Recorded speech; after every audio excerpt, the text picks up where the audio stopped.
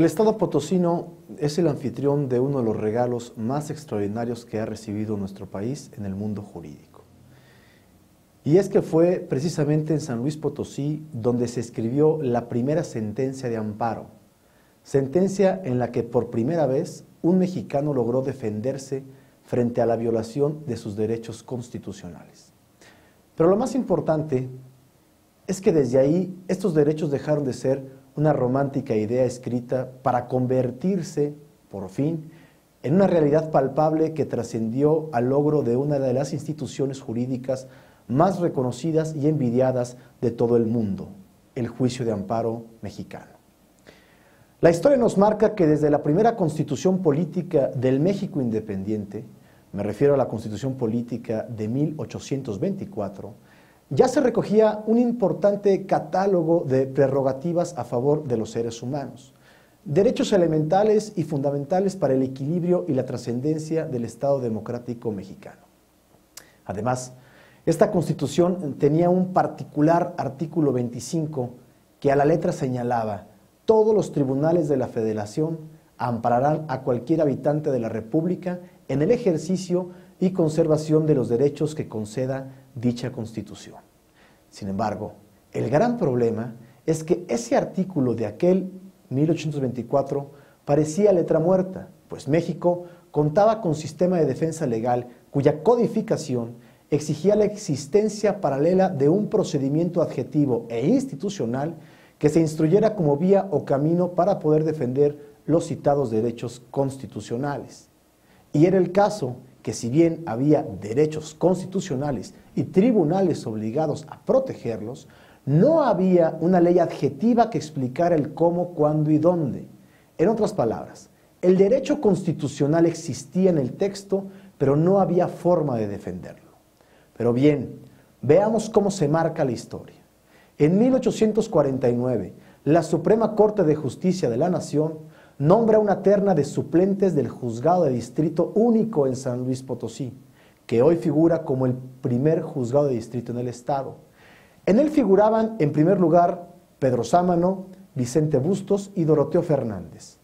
En agosto de ese mismo año, se designa a Pedro Sámano como titular del juzgado por ausencia del propietario. Y curiosamente, el día 13 de ese mismo mes de agosto, quizá a tan solo algunas horas de su nuevo nombramiento, y en contra de la tendencia que se venía dando en todos los juzgados y tribunales del país, incluida la misma Suprema Corte de Justicia de la Nación, y ante la ausencia de una ley adjetiva que para tales fines exigía el sistema, por no había ley de amparo,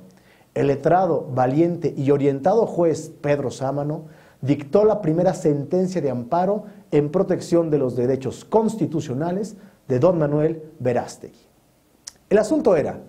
que, como producto del conflicto bélico que se había suscitado entre México y Estados Unidos, decidieron el 12 de febrero de 1848 celebrar el conocido Tratado de Guadalupe, que, entre otras cosas, establecía que México perdería gran parte del territorio nacional para que pasara al dominio de los estadounidenses. Como era de suponerse, no se hicieron esperar los movimientos armados en las cercanías de San Luis Potosí. Brotó la llamada Rebelión de la Sierra Gorda, cuyo plan, dicen, fue redactado por el citado don Manuel Verástegui. Desquiciado y enfurecido, el entonces gobernador potosino, general Julián de los Reyes, ordenó darle cárcel al citado Manuel Verástegui y después ordenó liberarlo con una orden de destierro que condicionaba su libertad a que Manuel abandonara el país. Dolido de sus derechos constitucionales y en particular de aquel que exige que todo individuo tiene derecho a ser oído y vencido antes de ser privado de sus derechos, Manuel Verástegui promovió su demanda de amparo, que precisamente tocó conocer al referido juez suplente Pedro Sámano, quien, pese a la adversidad política y jurídica del momento, dictó la primera sentencia protectora de amparo a favor de don Manuel Verástegui, bastándole saber que los tribunales del país tenían la obligación de proteger los derechos constitucionales para no detenerse en valores menores, como lo era la ausencia de una ley de amparo, y emitir así esta primera sentencia de garantías que hoy es digna causa de la ley de amparo que ha sido merecedora de elogios y aplausos en todo el continente. Hoy, después de toda esta travesía de lucha y esfuerzo para mejorar y actualizar nuestro preciado y mundialmente envidiado sistema de defensa constitucional, el Senado de la República ha decidido repensar y replantear su estructura, y así acaba de enviar a la Cámara de Diputados una fuerte y sacudidora reforma a la ley de amparo que, vestida de buenas y creativas intenciones, aún ignora principios elementales que ponen sin duda en riesgo la viabilidad del proyecto y deshonran las causas que le dieron origen.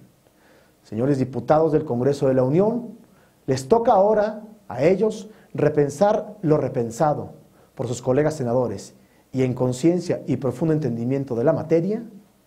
hacer las adecuaciones necesarias para salvar nuestro tesoro, el juicio de amparo constitucional mexicano. Muchas gracias.